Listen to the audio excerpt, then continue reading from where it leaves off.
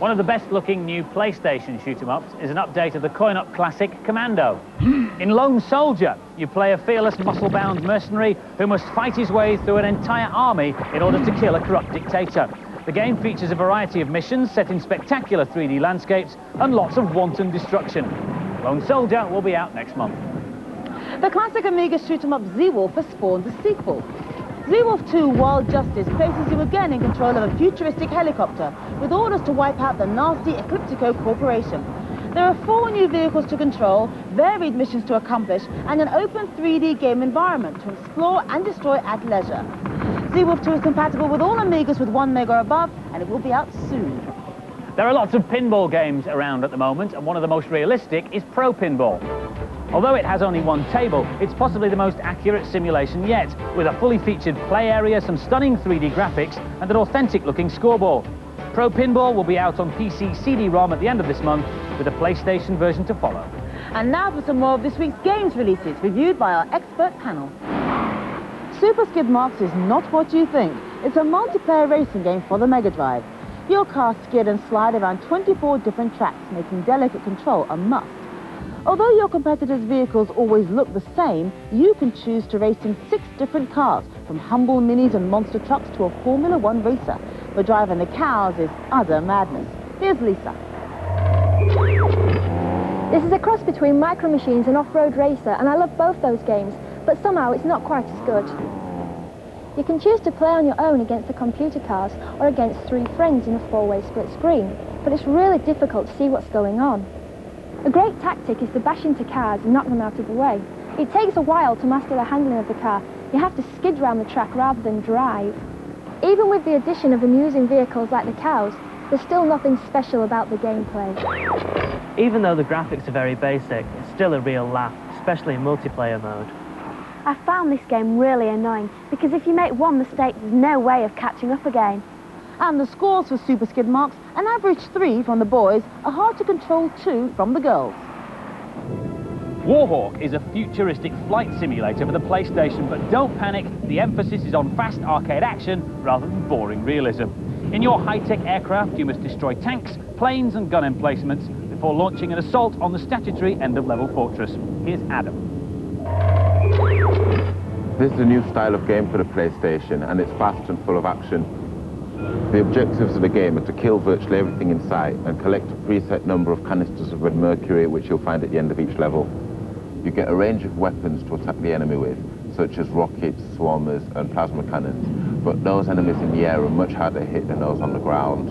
You get a variety of views, such as looking out the window and external views, which do actually help you play the game and don't get in the way. This is a good shoot-'em-up, but it is hard and could get very frustrating. This is a fairly exciting game with some great explosions, but it is quite difficult and it could take some time to master. The missions are a challenge and there's loads to shoot at, but the gameplay is very average. And the scores for Warhawk, well, because of the very samey gameplay, it's only 3s.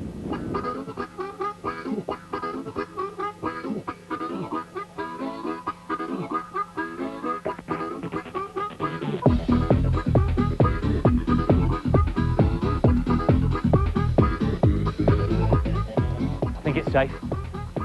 All these scenes were computer generated, of course, but interestingly not on a supercomputer, on an ordinary PC like this, using a really inexpensive bit of software called Simply 3D. It comes with 2 CDs packed full of pre-designed scenes like this one, but you can customize and alter them really easily. For example, if I wanted to move the street lamp a little bit nearer the end of the balcony so I can have some light to work by, dead easy.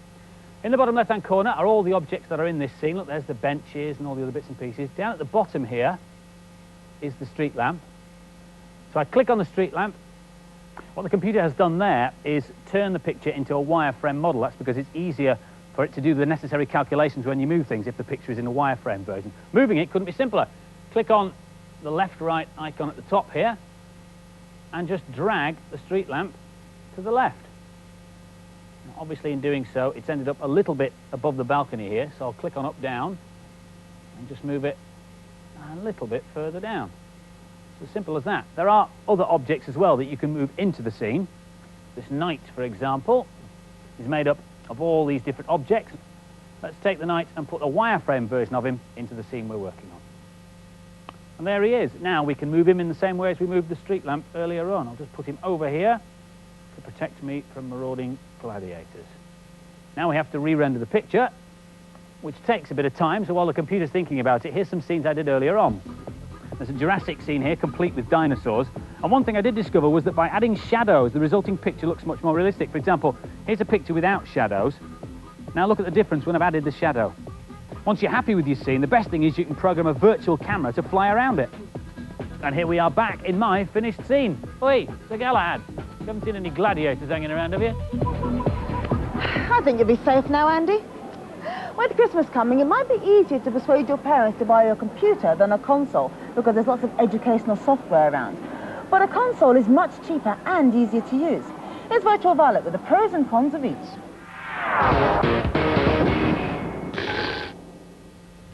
In the red corner, the undisputed number-crunching heavyweight champion of the world, the computer.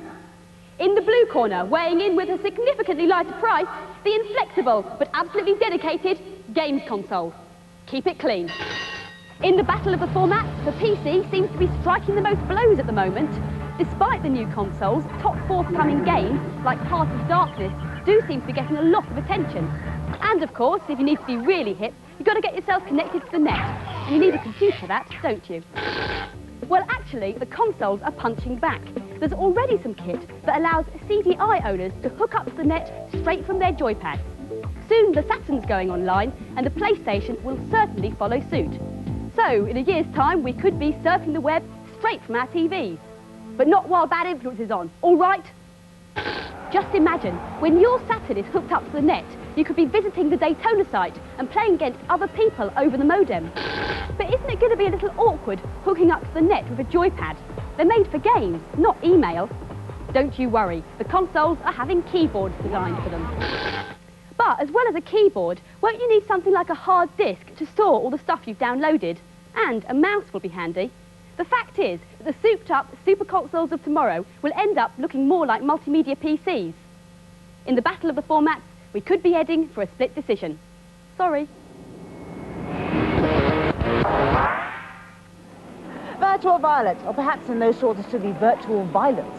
This week's competition prize is absolutely fantastic. It's a Saturn with 46 games, some available now and some to follow when they're released after Christmas. The question is, how many moons has the planet Saturn got? Is it A, 2, B, 8 or C, 17? Phone in your answers on 0891 800 300. That's 0891 800 300. Calls cost no more than 25 pence each. Lines close at midnight on Sunday, and most important of all, make sure you get permission from the person who pays the phone bill. And remember, we always check to make sure you have. Last week's competition prize was a Mega Drive with a copy of Vector Man, and we asked you, what breed were these puppies we had in the studio? Well, they were golden retrievers, and if this is your name on the screen, you're our winner. Congratulations. 10 runners up get Bad Influence, Bad Crew t-shirts, and their names are running across the screen now. Join us next week for our Christmas special, when we'll be looking at all the juicy stuff you might get in your stocking on Christmas morning. We're going to change into our gladiator costumes now, aren't we? Oh, yes. For the Eliminator, I'm going to be Hippo, and Sonia's going to be Vague. Thanks for watching. See you next week. Bye.